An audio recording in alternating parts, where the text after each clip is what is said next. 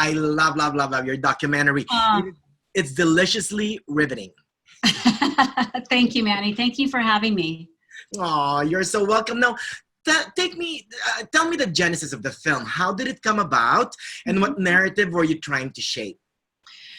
Yeah, so, this is the project that was brought to me to direct. I didn't develop it. So it was already a concept that a company had come up with. And, I tell people that the moment it was pitched to me and I heard Yotam Ottolenghi, I said, I'm in.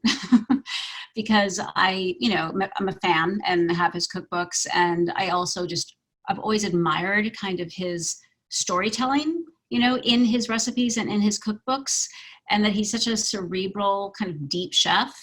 And then, he had been doing these collaborations with the Metropolitan Museum of Art. And when this next event was described to me as, something that would be a companion sort of event to the exhibition, Visitors to Versailles, and that he was going to be curating these chefs to come cook and bake and create pastry, it just felt like such a wonderful sort of point of departure to look at how food is connected to art and history and culture, and also sort of the cyclical intersections of all those different things. And I just knew that with Yotam there kind of guiding the story, we would get something pretty interesting and pretty rich. So that's basically the origin story for me. Oh, now you're becoming quite the food documentarian, Miss Laura, with City of Gold about food critic Jonathan Gold, and you directed the episode Shrimp and Crawfish for Ugly Delicious, and now it's Ottolenghi and the Cakes of Versailles. Looking through that prism, though, food is culture and culture is food, right? Very much so. I mean, I'm really drawn to those type of projects, more than maybe just perhaps like a simple profile of a chef, even though those are really fun to watch. I love those. But I think if I feel like food is just this perfect way, it's a perfect gateway to empathy and compassion and understanding. It's something that we all do. We all eat. We all love to look at food. We all love to taste food. And yeah, so I feel like it's like this very kind of accessible way you can dive into something a little bit deeper and richer. And one of the things that was fun to do in this film is fold in some of that history. Like, you bring them in with a spectacle, right? But then you can fold in some of this history. So you're learning a little bit and seeing some of these parallels between, the fall of France and the fall of Versailles and today, where we feel like, there are moments in the last year or so where we feel like, gosh, we could be at the brink of something like that. So that to me, and we shot this film in the summer of 2018, but those things were still very, very much in the air. So that's why I love food. Food. Yeah, and I love food too. Everyone loves food. But you know what, though, Miss Laura, and I thank you for saying that, the parallels, because I wrote that in here. What I find fascinating about your film is the parallels between between France during the last days of Louis XVI and society right now, right? Like the women protesters. I mean, who knew? That was awesome. Right? Yeah, I know.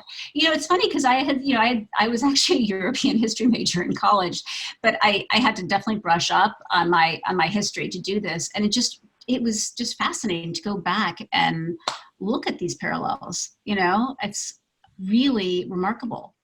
Things just don't change that much. The pendulum swings back and forth and back and forth. And I mean, that was one of the things that really drew me to the project, is that we could kind of, cautiously, gently explore those things without, making a history lesson film. Right, exactly. Without being preachy either, right? Right. I mean, because the parallels are right there. You don't have to even say them. It's like right. It's so obvious. But take us through the process of it. How long did it take you to finish the movie from start to finish? So we started the film probably in April 2018, started really working in pre-production. We shot it in June very quickly, for a documentary, shot it, in 10 or 11 days, which is, wow. I've never done before. It was shot much more like a TV show, TV documentary. And then we edited it on and off for about 9 months. so it wasn't a super long, filmmaking process.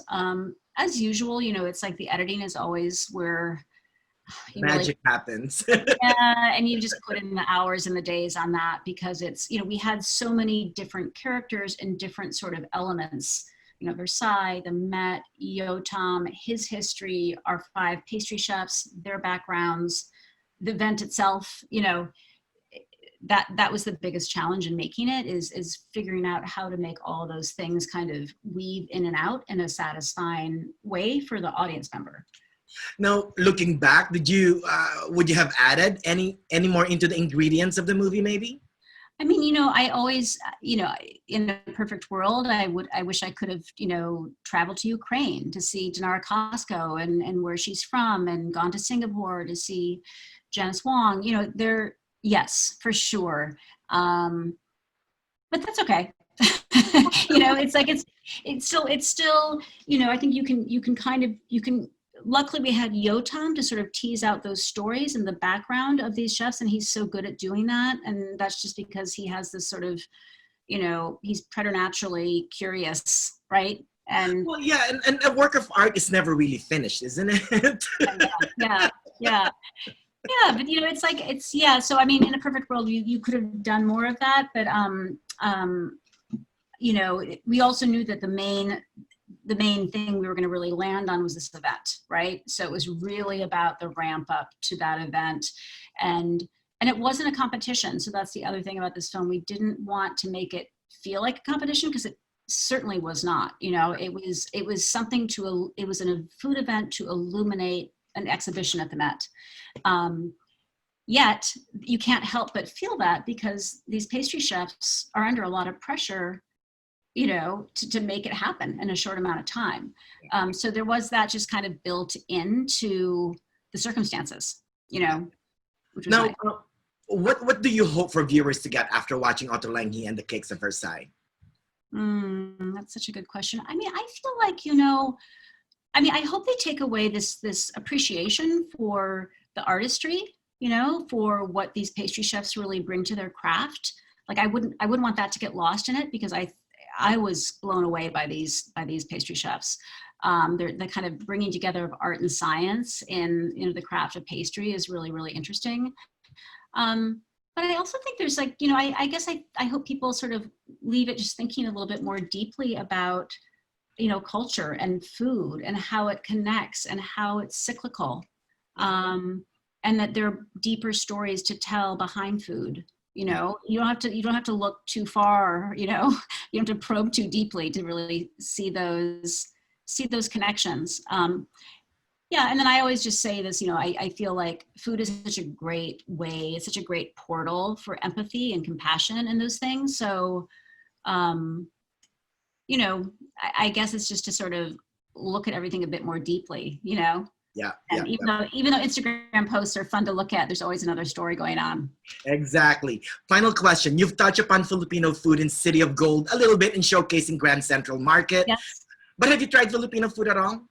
Oh, yeah. Yeah. Yes, I love Filipino food. What's your favorite? Oh gosh, I'm forgetting the name. I went there recently with my babysitter Star. She's Filipino, and I can't remember the name. It wasn't that recently. It was pre-pandemic, of course. Is it a noodle? It was noodle, and I'm just blanking the name. And Pancit, what is it? Pancit is a noodle. Right, but I'm trying to remember the name of the restaurant. I'm sorry. Oh.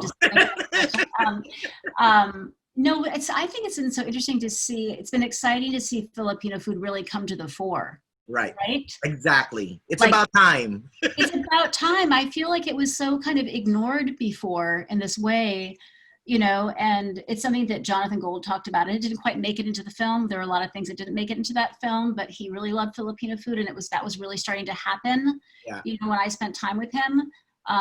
But I love that also you're seeing it it's like high and low. You like other cuisines. You can kind of access Filipino food at all these different levels. So Right.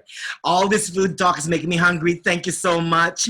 Congrats again, Miss Laura. I wish now more than ever we have smell-o-vision. I just got hungry watching your movie. Thank you so much, Manny. Thank you, Miss Laura. Good luck on everything. Okay, thanks.